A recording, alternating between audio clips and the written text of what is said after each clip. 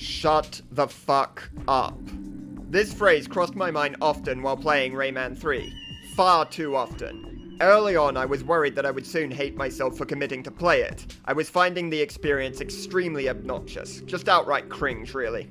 But here I am now, breathing easy in the knowledge that my first impression was wrong. Rayman 3 has its flaws, like all of his games, but it has strengths too. It's just that the other games will draw your attention to their good side first. This one decided that was too basic, and makes you watch it take a shit, which it's oddly proud of, before showing you its treasures. That's a very broad summary of what I'll be journeying through in this video. Before we go on though, if you think games like Rayman should have no problematic depictions of sexual assault, you're right, they shouldn't.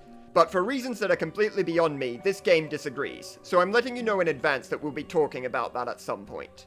Starting with less serious points, the vibe I got about Rayman 3 is that it's something of a pariah in the series. A bit odd considering that on the surface, it's far less a break with the formula of Rayman 2 than that game was with the first.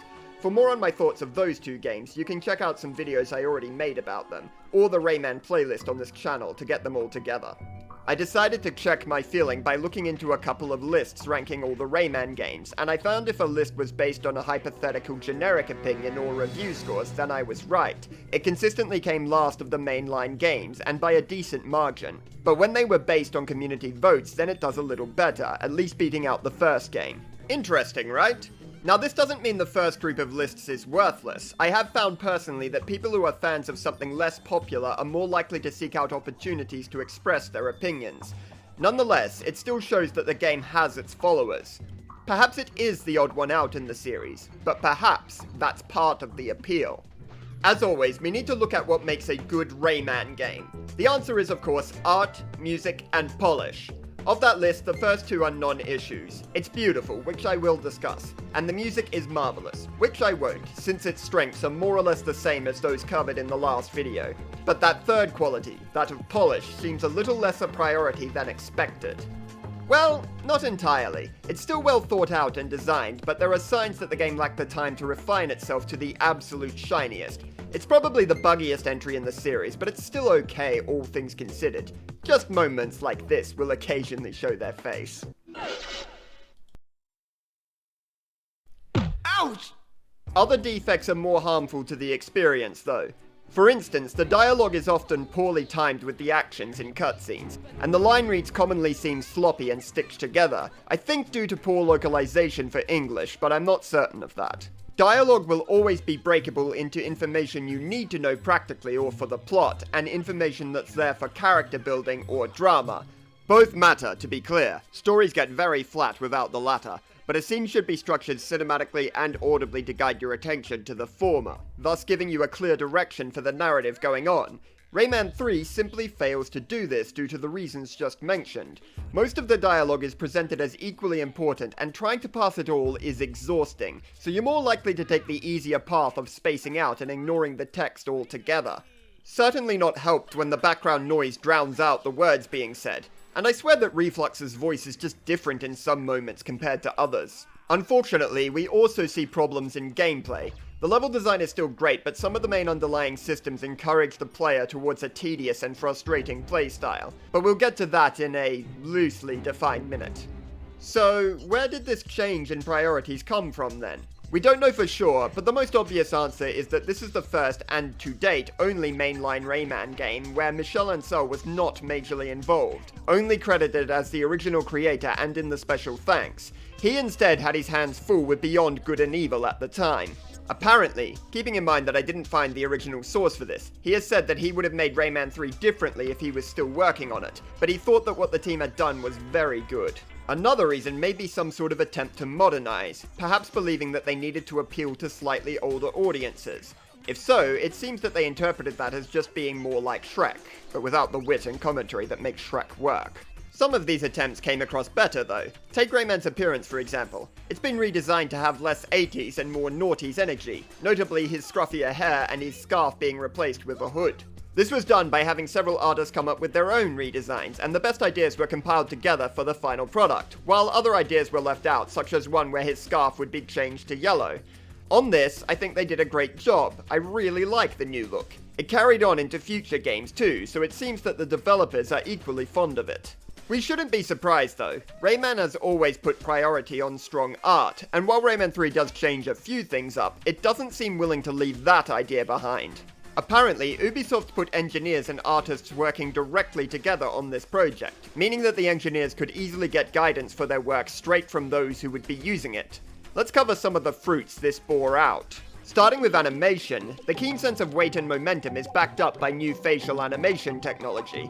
This allows for more dramatic and comedic interactions, both in cutscenes and in gameplay. It's particularly nice that characters' eyes are no longer fixed facing forward. That was always a little creepy. Another interesting thing is enemy design. They specifically did not want Rayman fighting beings of flesh and blood for graphic reasons. Having used robots in the last game, they went with fabric doll-like people this time around.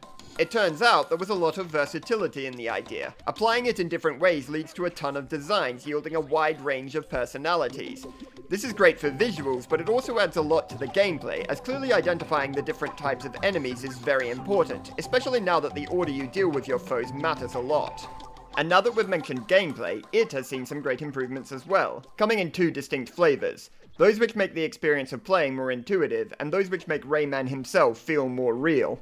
In the first camp, we have items such as the helicopter now activating by holding down the jump button while in the air, instead of toggling on and off when said button is pressed. It also eases Rayman into the gliding state rather than instantly switching over, so activating it accidentally for a split second will not ruin your flow like in the last game. Another example is climbing a ledge from hanging. You can either jump from it or climb up directly, which was true in Rayman 2. But back then, once you started to climb up, you couldn't switch to a jump mid-animation. Now you can. This is valuable for building a smoother experience, especially considering how easy it is to start the climb animation accidentally. Concerning the other type of improvement, those which feed a more realistic feeling in the controls, Rayman now has a small brush of momentum in many of these actions. When he starts moving from stationary, he will take a moment longer to reach his full running speed, and will also slow a little whenever he lands after a jump.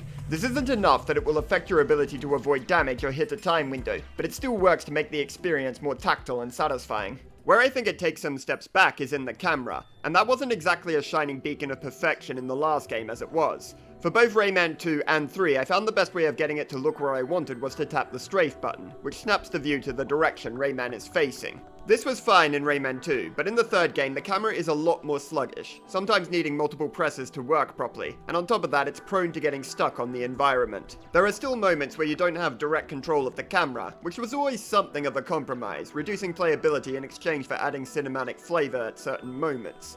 Again, acceptable in Rayman 2, but Rayman 3 doesn't manage to pull off enough good shots to justify it. All the same, it's plenty functional most of the time, and the improvements to character controls win out over the weakening of camera controls quite comfortably. Moving on from animations and cinematography, the worlds must also be praised. The landscapes are densely populated with items and details, rendering them wonderful when examined up close. Better yet, no price was paid for that. They are deftly designed such that they also display immense grace and beauty when viewed less meticulously. What I think really makes them pop is how the worlds respond to what came before. Within the game, we see soft-colored, welcoming environments and harsh, hostile ones alternate from world to world, a smart move to keep the vibe of our quest from getting bogged down. Furthermore, it doesn't just respond to its own environments, but Rayman 2's as well. Most of that game's landscapes were rather similar to each other, a sort of green valley with ancient structures. Rayman 3 starts in a land nothing like that, favoring cool but bold colors, evoking a relaxing sensation but with a little touch of magic. The level design encourages you to enjoy this look by orienting around the game's most central aspect, platforming. Little time is allocated to other parts like puzzles or combat. With only one system to engage with, the aesthetics don't need to jostle with too many tutorials for the player's attention. This applies to the story too, which can afford to run at a high rate of content and a notable amount of urgency. Then, to introduce you to the other gameplay loops, we move into the second world, clearly forest. The story is more understated here, and the landscape takes on a familiar look, akin to those found in the previous game. Therefore, you can now concentrate your efforts primarily on learning to play. It's a good idea, and a good way to introduce the systems, though coming so soon after Rayman 2 highlights just how uninteresting this forest really is. It would have been cool if Clearleaf had some sort of twist or extra spice to make it stick out from what Rayman 2 offered, but as it stands, we simply have a great escape level that got lost in Hoodlum Havoc. The following world is a good example of doing this right, a swamp. Rayman 2 also had a swamp tile set, though it never really stood out to me since its color palette was too similar to the generic valley world. Rayman 3's, on the other hand, is beautiful on its own terms, clearly distinct both from its counterpart in the second game and Clearleaf. So, the game is pretty as fuck, with a great soundtrack to match, and while the gameplay isn't spot on, it still works very well. Where then, pray tell, is the big misstep that drags the game down? The answer is comedy. Humor has always been a part of the Rayman experience, and the developers understood this, but it seems they didn't understand the style of comedy. The first two games would derive it from exaggerated character traits and animations, which would reinforce personality and relationships, in turn strengthening the story as a whole. How can we describe the comedy in Rayman 3? People. I feel like a lot of comedy these days undermines the darker elements of the story. Basically, they call you a dork if you take it too seriously. It's nice. Yeah, pretty much that. There's a constant sense that the game is insecure about itself, and tries to pass everything off as, just a joke, dude, out of fear of being labelled corny. Almost anything in the story that could be conceived as such is quickly lampshaded by the game itself, or just distracted from via some weird out-of-place statement. It makes it impossible to build the same sincere connections that Rayman 2 got most of its value from. I might forgive it if it was consistently funny, but the success rate of the jokes is honestly pretty low, at least for me. Still, if the characters manage to feel like they are more than these jokes, then in small doses, it's acceptable. Most of the game is spent with Rayman's best friend, Globox, and the main villain, Andre. These two work within this caveat. They aren't too bad so long as you keep your play sessions short. But again, the game puts its worst foot forward. In the first world, you will instead have to travel with this little cunt, Murfy. He was originally introduced in the second game as your helper, popping in to explain something new when the game needed it. While I can see this being tedious for some, I didn't mind him in that game. I actually kinda liked the way his voice was a whispering sound, which gave the impression he was being careful in case the pirates were listening. But here in Rayman 3, he is one of the most loathsome and annoying characters I've ever had to deal with. Not only does he have a patent on all the most obnoxious lines in a game that already has too many to spare, he just doesn't shut up, literally spurting out some shit every few seconds. And unlike Globox and Andre, there's nothing else to fall back on. This is his entire character. Adding to that, if the player is slightly slow on the uptake of things, he throws out mocking statements a little too close to ableism for my liking. Granted, the game is 20 years old, jokes like that were more socially acceptable back then, for better or for worse. Well, definitely for worse, really. All the same, it still just comes across as mean-spirited, and though I don't mind the base idea of calling the player out for doing silly things, you actually need to be clever with it. Just calling them differently challenged doesn't qualify, I'm afraid. At very least, don't make the character saying this stuff the most punchable fucker in the game. Not unless we actually get to punch them at some point anyway. Then there are the numerous times he just blatantly ignores the fourth wall. Fuck me, the first thing he says is, "That's all folks, end of cinematic." Later he pulls out the manual and starts literally reading the backstory of the game as exposition. I generally don't like fourth wall breaks, at least not this blatant, because they almost always come across as smug, self-congratulatory crap people resort to when they can't think of anything with actual wit or charm. I mean, yeah, I'm playing a game. Pointing that out doesn't make you a comedic genius. There's a particular moment after a few short plot events where he suddenly goes on a rant about being promised a great role after Rayman 2 and the reality of where he is now. I draw attention to it because it only lasts 11 seconds and still manages to be the worst thing in the whole series. Why did they think this would be funny? But he has one fourth wall line that almost works. At the end of the first world, without any further explanation, he calls out, "See you in Rayman 4! And sods off. This is actually funny. I'm amazed to say it, but there you go. His role in the plot was done, so the writers needed to get rid of him, but instead of going for an in-universe reason, they had the confidence to just state that this character is no longer important, and expect you to accept that. It's all good on its own, but the problem is that it's not truly a surprise when it does come. This really needed to be the only time he broke the fourth wall, allowing it to backhand us with its blatant nature. With all the other fourth wall breaks before this moment, the surprise it relies on is heavily blunted. I only really noticed how good this line was when I saw it on a YouTube video isolated from its context. A perfect example of why a bit of restraint can sometimes be warranted. In a better world, the developers would have understood this, but not the one we live in. The game never really loses this comedic problem, but Murfy does at least stick to his word and piss off for the rest of the game. Sadly, Murphy's jokes are not the game at its lowest, but at least obnoxious one-liners are never as bad again. Now, let's get a quick summary of the plot in. The land was peaceful until this guy Andre turned up out of nowhere and started turning the red lums into duplicates of himself. He's a black lum, you see. The evil kind of lum. No word on why Polycus or the fairies made these ones, presumably another nightmare. The black lums can assemble a hood to wear from the materials around them, which makes them hoodlums. Through the first world, Rayman and Andre are racing to the heart of the world. Andre wishes to use its energy to multiply infinitely, and Rayman aims to stop him. Shenanigans occur, and Rayman's best friend Globox ends up swallowing Andre whole. This protects the heart of the world, but now Globox is in need of medical aid to remove the villain from his gut. The main part of the game is escorting Globox to various doctors as they each attempt the removal. That's our basic setup. Along the way, hijinks, dialogue, side characters, and scary monsters block our path. Worryingly, this means the game is basically a huge escort mission, which don't have a very good reputation in gaming, and for good reason. The standard trappings of an escort mission are not to be found though. Globox rarely if ever gets in your way and is never directly attacked by enemies. They always put their attention on Rayman alone. Thus, the game plays like a normal platformer, where you only need to manage yourself. All the same, the developers were keen that Globox shouldn't feel like a dead weight. They wanted you to see him as a useful ally in your journey. How did they do this? They made him an alcoholic. Obviously. Around the world, you'll encounter barrels of plum juice, which Globox will furiously seek out and consume. At Andre's insistence, though Globox claims that he also loves the stuff. But Globox is allergic, so weird and clearly unhealthy effects will fall upon him whenever he drinks. Effects that either just happen to resemble being completely intoxicated, or are just fucking buck wild.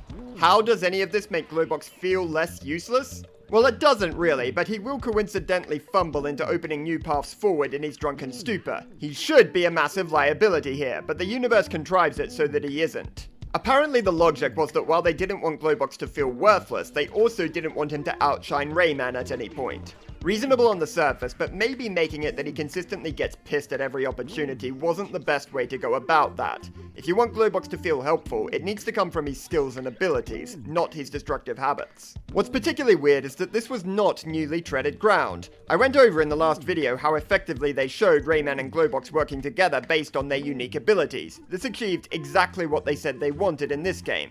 Globox was helpful and for the right reasons, but never once did he step on the player's glory. It's sort of odd that they didn't seem to draw from this sequence at all. In fact, they seem to have forgotten Globox's rain dance entirely, which is something that could have easily been built into certain puzzles. This is reflected in his personality too. Rayman 3's Globox is very childish. He's strangely oblivious to the dangers and events going on around him, even thinking Rayman's use of superpowered outfits is just his friends screwing around in costumes, apparently not noticing that they allow Rayman to shoot guided missiles. Now, that's not to say that I hate him. His good nature and willingness to see the beauty in everything, from the wildlife around him to the bastard trapped in his tummy, are quite endearing at times. But I also can't help but remember that he had a wife and kids in the last game, which implies a certain level of maturity that's just not there anymore. Thing is though, Globox does make a bit of progress. About 2/3 the way through the game, the doctors finally manage to release Andre from Globox and the Black Lum gets away, largely due to poor preparation on the doctor's part. From here, we once again need to stop Andre from gaining the energy needed to multiply. Rayman heads out to do just that, and Globox tags along, even though he doesn't need to anymore. This is partly to help Rayman, but also because he wants to try and talk Andre down, for he got quite attached to the furry fellow during their time together. Unfortunately, Andre doesn't reciprocate. During this phase of the game, the plum juice gimmick is left behind, and Globox starts to actually pull his weight, usually done during sections where Globox is driving a vehicle and Rayman is defending it. This sort of thing works a lot better for the anti-dead weight effect the developers wanted than what was given before. In fact, at certain points, Globox is actually the assertive one pushing Rayman forward. I want to contrast that assertive side with how you first find Globox at the start of the game, hiding in a barrel convinced that he's going to die. Rayman literally has to smash it open to get him out. Once Globox realizes it's his friend and that he's not under attack, he immediately clings to Rayman, only living vulnerable in the world while his buddy is nearby. Not that displays of affection like this are bad, but in this case it shows that Globox lacks any willingness or courage to face the world on his own. We see a different being at the end of the game compared to the one we had at the start. Rayman 3 is the story of Globox growing up, if only a little. He learns that he can't just let everyone wait on him all the time. At some point he needs to take charge of his own fate. Surprisingly, I have no doubt that this arc was a happy accident. There are a few things that happen that I just don't see why they would have been written that way if this was the plan. Like towards the end of the game, the script decides that helping Rayman and saving Andre aren't enough motivation, so they also make him extremely horny for a woman somewhere in the facility, just based on her voice. A shitty joke that undermines the strength his character could be showing here. More critically, at the very end of the game, after the villains are beaten, Globox is upset that he can't see Andre anymore. fine on the surface, but the way this conversation is structured implies that Globox is just upset that he didn't get his own way and is having a bit of a tantrum about it, even when Rayman tells him that Andre is happier as a Redlum. One could definitely argue that Rayman can't know that for certain, but Globox simply takes the route of saying, I don't care, which isn't really the answer I'd hoped he'd give. I wish he'd simply been mourning the way the situation played out while still thinking about the bigger picture. Maybe he should have had a moment where he came to terms with the fact that Andre only cared about him as far as he could be used. It's an unfortunate failure to wrap Globox's development into a neat bow, but I don't think it ruins the whole thing. Overall, there's a sense that our friend has become a more rounded person due to the adventure, and maybe one day he'll once again be the Globox we saw in Rayman 2. Now, I've gone over bad things and good things with caveats so far. Let's finally dig into something I can unconditionally praise. Combat. Rayman 3, beyond question, has the best combat system in the series. Granted, its only competitor is Rayman 2, and that's not even remotely a high bar, but Rayman 3 doesn't just beat Rayman 2, it trounces it. The basics are built on a similar foundation to the second game, oriented around strafing and jumping to dodge hostile attacks while yours are auto-targeted to the enemy you have a lock on. Even on this very basic level, there are two quality of life improvements over the second game. First, you can now jump while powering up your fist, and second, enemies no longer have iframes, both of which improve flexibility and pacing in fights. What's most important though are the enemies themselves. They now require you to adjust your approach based on their attack types, movement patterns, and especially their defenses. Even the basic goon, the Hoodmonger, can block weak attacks if they are head-on, but a powered-up attack or a melee attack will breach their defense. Others will instead dodge attacks, or put up a much stronger defense that you will need a superpower to penetrate. There's even one hoodlum whose specific purpose is to shield her buddies, so you always need to take these ones out first. Being forced to power up your attacks or adopt melee combat every fight wouldn't be much fun though. To solve this, much to my happiness, Rayman 3 brought back the throwing fist mechanic from the first game. With this, we gain the ability to curve our punches around the enemy's defenses. This is done by having the fist arc in the direction Rayman is moving at the time of the attack. Provided there's enough room for the fist to follow its full trajectory, this will be the best approach to combat through most of the game. Of course, like the first game, this comes with a shorter range on your fist compared to the hoodlums. This means that your position must be considered not just to avoid enemy attacks, but to land your own. Furthermore, it allows for a meaningful blend of platforming and combat, since you may need to jump over a few ledges while under fire in order to get into range. And I'd be remiss not to point out how Rayman 3 sets you up against many opponents at once. Where the previous game rarely makes you fight 2 at a time, and never 3, this game will almost always expect you to keep track of at least that many, which emphasizes nicely the differences in their attacks and defenses. Thanks to this, the variety of potential fights is immense, and the game is never in danger of getting stale. The only real weakness I can think of is that healing is a little too easy. Redlums respawn in this game as you take damage, so you'll almost always have a fallback if your health starts worrying you. Nonetheless, the system as a whole is a great balance of skills, strategy, and visual flair, easily standing out as a highlight in the game, as will a little display like this should you find it. If not, then maybe this one is a little more your style, or perhaps this one. Rayman games have always been quite fond of secrets and off-the-beaten-path areas to explore. And I mean full areas. Michel Ancel has said that he likes to make secrets at the end of long corridors that have a feeling of going on forever. This adds a greater sense of discovery once you finally make your way through it. Funnily enough, it seems the game he hardly worked on is where they reached their apex, both in the reward as shown before and in the cleverness of their disguise. One of my favourites is this room, where the way in can only be seen via the reflection on the ground showing a window that's not there in the physical space. Rayman 3 is capable of having a lot of secrets, partly because the systems are better set up for it, and partly because there are a few bytes to spare now. Rayman 1 and 2 probably had limitations on how many assets they could fit in the game, especially Rayman 2 being an early 3D game. But by 2003, there's enough room left over for a few animations and models that are there just for a little fun. When camera perspective and little texture differences are not enough to hide the secrets, Rayman 3 has another trick up its sleeve: combat fatigues. These stylish new outfits contained in cans of the same color provide new abilities for Rayman when worn, but only for a limited time. The first is the green outfit, which attaches a whirlwind to your fist, allowing you to spin down screws and shrink enemies. Beyond that, the blue ones let you swing from rings, the yellow to fly, the orange to shoot missiles, and the red one simply improves your attack damage. Despite their name though, combat is not really where they shine. They do have novel effects, but they are either too minimal to matter or too clunky to be practical. The exception is the red one, which again just kills enemies faster. That is useful, but in about the least interesting way it could be. Where combat fatigues do make a marked improvement is in the platforming. There are obstacles throughout the world that will require you to don the correct outfit to pass, such as the barricades that can only be broken through with the red one.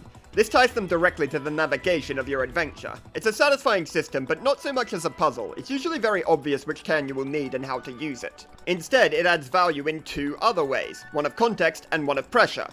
For the first point, the game will often present you with a clear way forward and a few of these known obstacles blocking it. Thus, you will need to begin by finding the correct fatigue to make the first step, then another to make the next, and so on. This is clever level design because it gives us an easy understanding of how much progress we've made and how far we still got to go.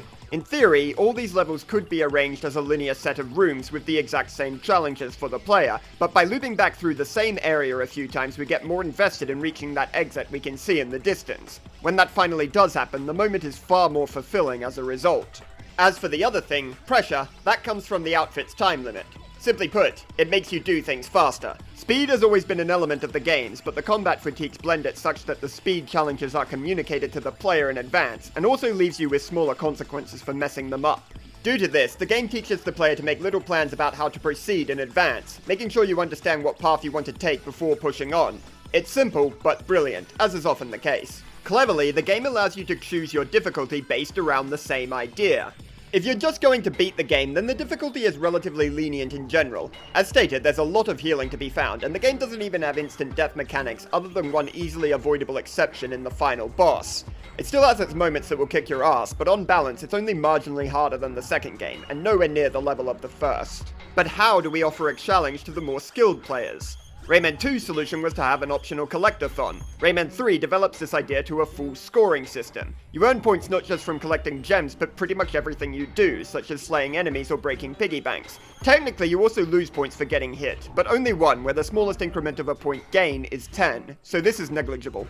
Where it gets special is the combo system. When scoring is triggered in quick succession, it multiplies the value of the points gained from subsequent actions, once again encouraging swiftness. But you still will want to make a plan, because scoring enough times increases this multiplication factor, so you want to save high-scoring events for last. As a result, the system doesn't just reward you for partaking in additional challenges and finding secrets, like in Rayman 2, but also in finding optimal solutions to the standard path, thus rewarding diversity, patience, and precision.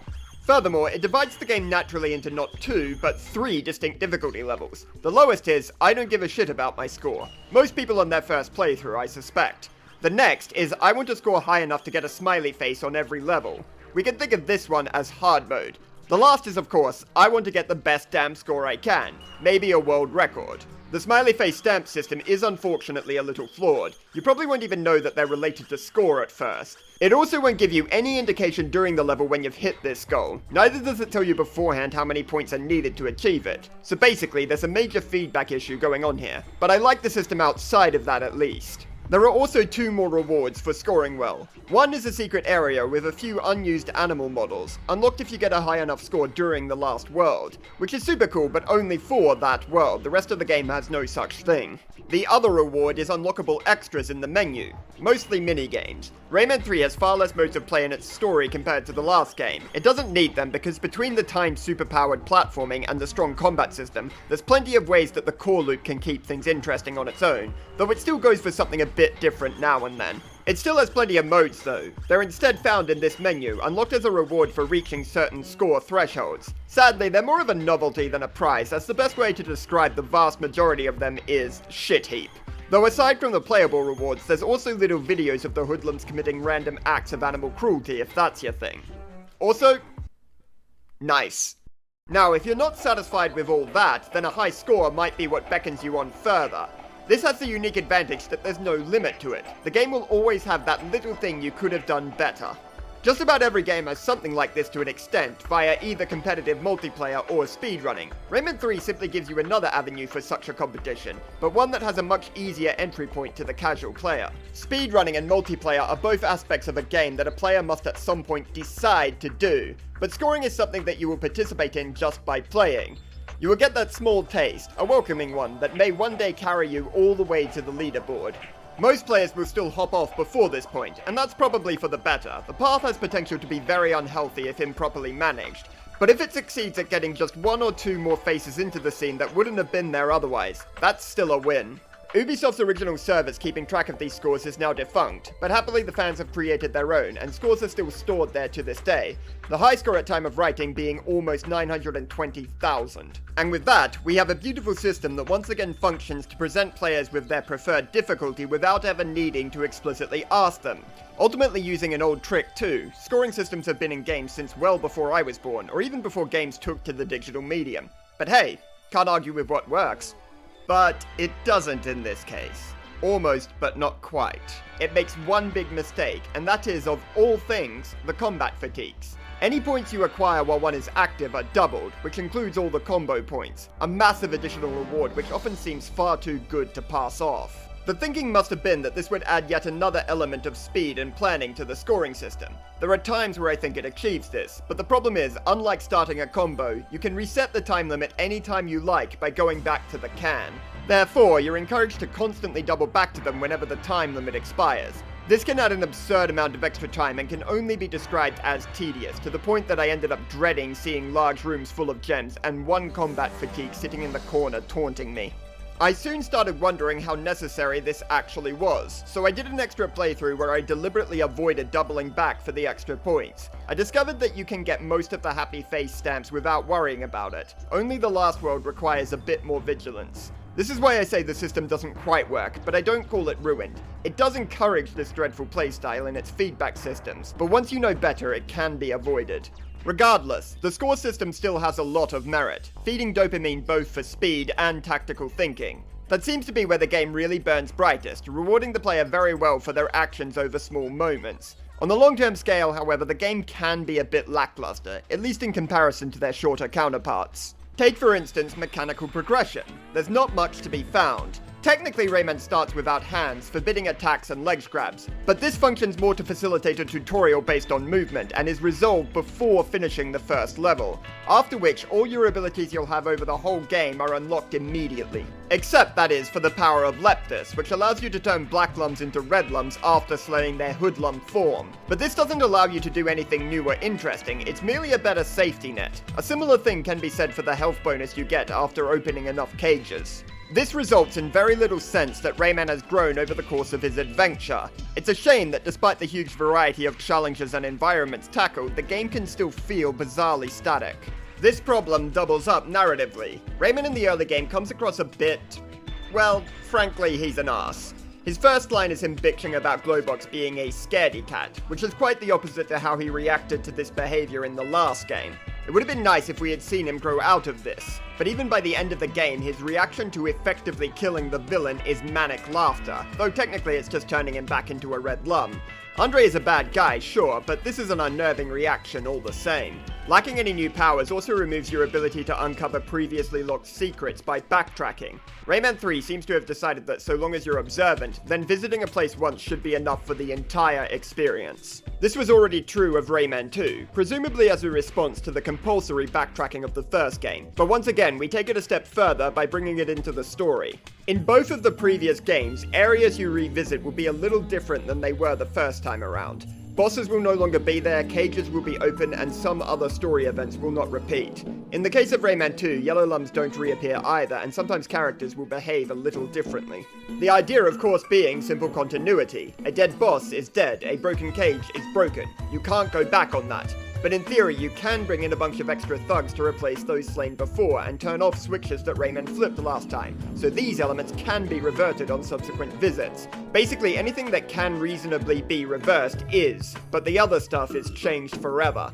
The level selector in Rayman 3 instead treats the worlds as a section of time rather than place. Revisiting them is not returning to a location that you've been to before, but reliving a part of Rayman's life. On some level, this takes away from the impression of the world going on without you, but there is a fair counterpoint here. The new system means revisiting a world gives you its full scope every time. Say for example, you want to repeat a boss fight. You can now without starting a new game. It's also worth pointing out that Rayman doesn't need to free Electoons or collect Lums this time, so narratively he should stay more focused on the task at hand. Can't be fucking around in the pretty ghost world when Andre is literally in the process of destroying the entire planet after all. Naturally, one could counter this by simply pointing out that it's easy enough to add an incentive. Just say that you need a certain amount of energy to activate the Tinsea Highway for travel, the same restriction we had on the Hall of Doors. This is a debate in my head that has gotten me quite stuck on that fence for a while. I feel a bit sad to lose the original style, but I can see the merit of the new. I don't know, maybe I'm just stuck in my ways. Boss fights! Haha, what a smooth segue.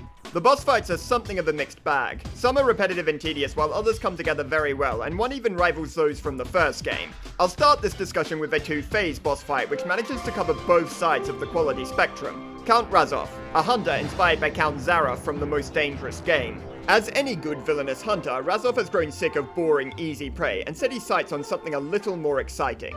Something like Rayman. The first phase is spectacular, fitting this hunter and prey idea like a glove. It has you moving through his beautiful, lavishly decorated halls, dodging his traps, freeing his slaves, and fighting off his ambushes. The battlefield around you speaks to the man's vanity and aristocratic character, reinforced by the music, which adopts a classically sophisticated feeling, ironically juxtaposed with his lack of regard for life, viewing people, or whatever Rayman is, as simply an opportunity for sport.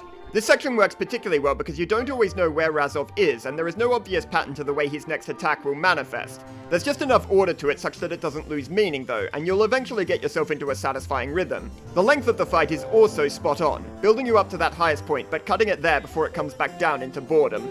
Then, in Phase 2, he just tries to smash you with a wrecking ball in a static environment for 10 minutes straight. His attacks are too slow to offer any serious threat, and even if he does hit you, it's easy enough to grab a red lum for healing. There's pretty much no development in the fight either, it's basically identical from start to finish. It's not even visually interesting. I think it was meant to look more brutal and savage to contrast the picture of nobility from the first phase, but it doesn't go nearly strong enough for this to come across. The one thing I do like is this creature beneath the battlefield. If Rayman falls down there, then it harmlessly places him back, which tells us that it is not beastly or mean-spirited. And yet, if the Count falls, then it takes a good chunk of his health away.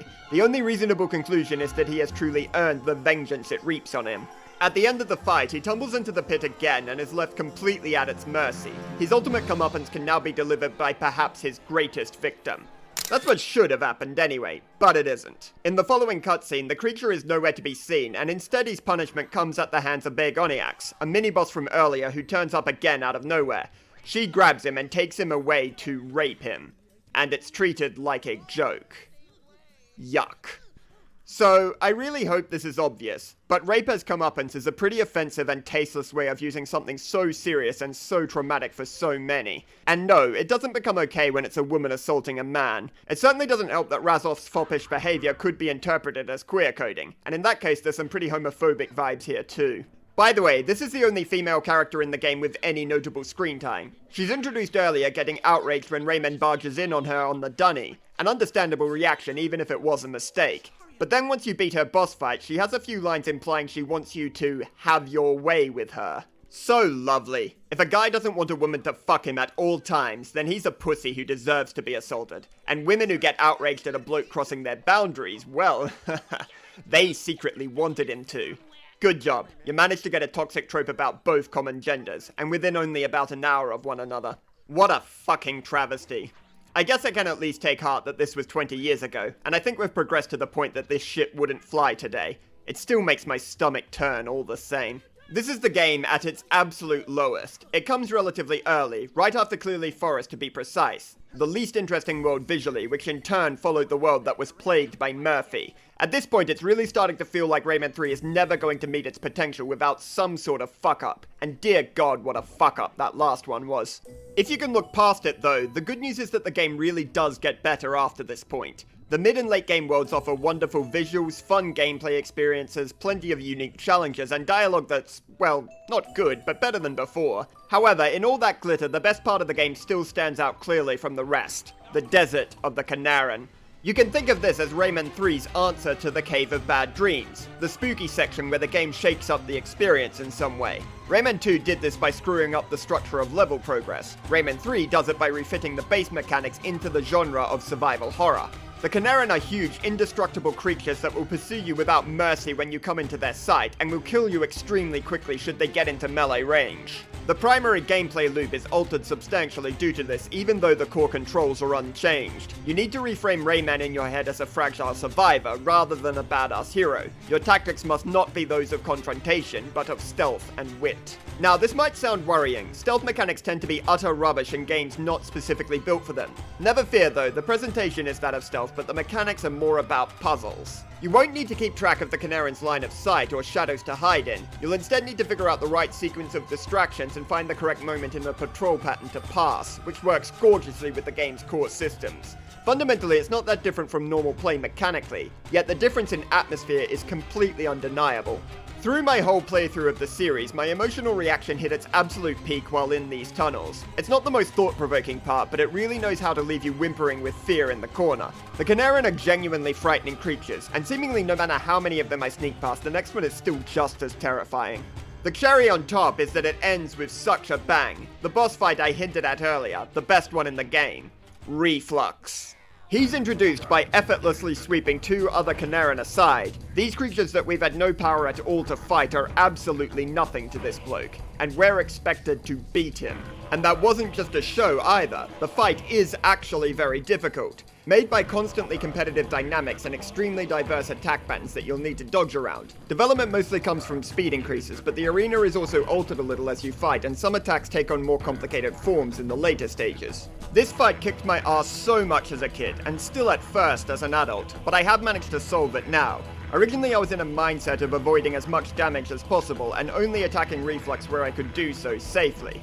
This philosophy will serve you well for all the bosses up to this point, and all the ones from the previous games as well. It's also in line with how the Knaaren before Reflux should be handled. Nonetheless, at this critical moment, you need to go against your developed instinct. There is simply too much going on in the arena for you to have any chance of avoiding it all, so you should instead try to take as much of his life as you can and put not taking damage yourself as a secondary priority. Remembering that even if your health bar does get a little too empty, you still have options to heal up, though if you time that badly in this fight, you may get punished. The requirement to shift approach would often be called bad design, but not here I think, since it doesn't need you to completely relearn anything from scratch. It's still largely relying on skills you've had practice with throughout the game, and ultimately fits nicely into the broader experience. What it does do is give you that moment before you figured out what to do, where Reflux felt near impossible to bring down.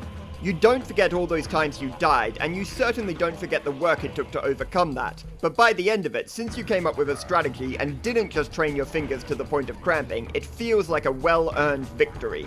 The downside is that this experience is non-repeatable, at least in the short term. You will know how to fight Reflux next time you play this level, and you just won't hit the same wall of difficulty that you remember from before. But maybe that's exactly why it's so satisfying. It can never beat you up again like it once did. You do the beating now. In summary, boss fight good. It's a perfect send-off to the Knaaren world, and, as it turns out, has importance beyond that. You see, just before the endgame, the difficulty curve so far looks a little like this. I'm usually in favor of the idea that harder stuff is deeper into the game, and while we see that somewhat, you'll notice this nasty spike. Yeah, you guessed it. That's Reflux. So why does that matter? Because we know that Reflux is also the final boss we're about to go face. After he is freed from Globox, Andre meets with Reflux and promises him the opportunity for vengeance against Rayman. Together they steal the Scepter of Leptus and fill themselves with an enormous amount of energy, resulting in Reflux gaining powers unimaginable. So when you think back on your experience with the game, this curve matters. You remember the old, weaker Reflux as the hardest part of your entire quest so far. Now going into the final fight, everything is telling you that you're in for something similar, only much, much, much worse. A very well-constructed aberration from the game's expected difficulty curve indeed, using it contextually to build anticipation for the final boss. This is why I find it important not to section elements of a game off entirely into their own little boxes. They don't exist in a vacuum. They build off each other to make a multi-layered experience. A consistent difficulty curve is probably better for gameplay alone, but better for Rayman 3 as a whole? I don't think so. The original Rayman trilogy have all been good at combining their elements into something greater than the sum of their parts. See how I discussed the environmental and mechanical storytelling in the previous videos for reference. In general, I'd say Rayman 3 is a bit weaker at this in comparison to the others, but this one instance of how it uses difficulty might just be the cleverest thing the games ever did. Sadly, the final boss doesn't quite live up to the hype. Ironically, Reflux is actually much tougher before he gains the near-infinite power of the Leptus.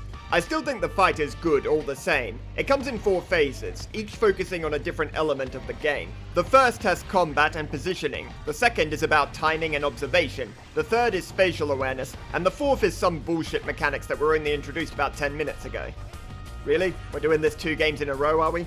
Okay, let's be fair. This flying turret isn't as bad as Rayman 2's flying shells.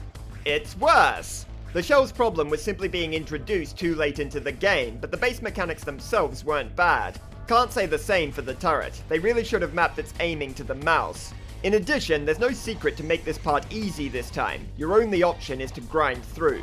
But it is a substantially smaller part of the fight compared to the last game, and the rest of it more than makes up for this stumble, I think. It mostly works mechanically, unlike Rayman 2, and the context surrounding it feels appropriate and logical, unlike Rayman 1, so I'm comfortable saying it's the best final boss thus far. In particular, I like the way you need to drain energy from Reflux in the form of black lumps, then prevent them from returning to him in order to deplete his health bar at the end. A simple detail that keeps focus on how such a powerful being can be defeated within the established lore, which skillfully prevents the fight from feeling contrived. Once Reflux is out of the way, we merely need to turn Andre back into a red lum and all will be well. You'll have to do this yourself, which is a cool touch, though it's kind of funny if you just don't.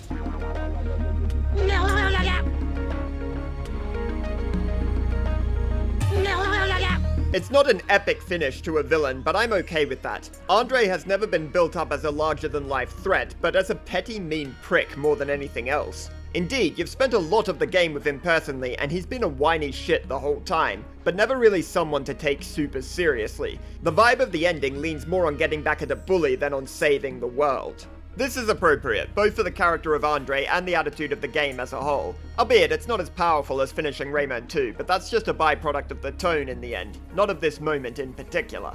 And that's a wrap for the game, and despite being a little different from its predecessors, it still sold very well, over 1 million copies by the end of March 2003, which was only about 2 months after its release. Critically it was a little more mixed, but still generally did pretty good. How does that square with me, though? Rayman 3 is a tricky one. Generally, I found that it didn't ever do anything just okay. Almost every part of the game is either really good or really bad. A fantastic platforming and combat experience offset by an insistence on shitty jokes. An amazing set piece one moment and a disgusting lack of self-awareness the next. A clever system of speed and planning contrasted by too much backtracking for optimization. Ultimately, I feel these are symptoms of what Rayman 3 is. The oddball. Rayman 3 tonally, mechanically, and structurally is the most unique game in the series, the one that tried stuff. Not content with just perfecting the work of other games, but instead wanting an identity all of its own. No, not all of it worked. Fuck me, a lot of it didn't. But that's the price we often pay for creating something new. I think that's why Rayman 3 is still quite easy to like, even with all its flaws. It shot high and took risks that the others didn't, and that deserves a salute. If you liked the video, then, like it. And I'll see you next time. Because they almost always come across as smug, congratulatory. Oh dear, fucking congratulatory. The fucking Tories are getting into this.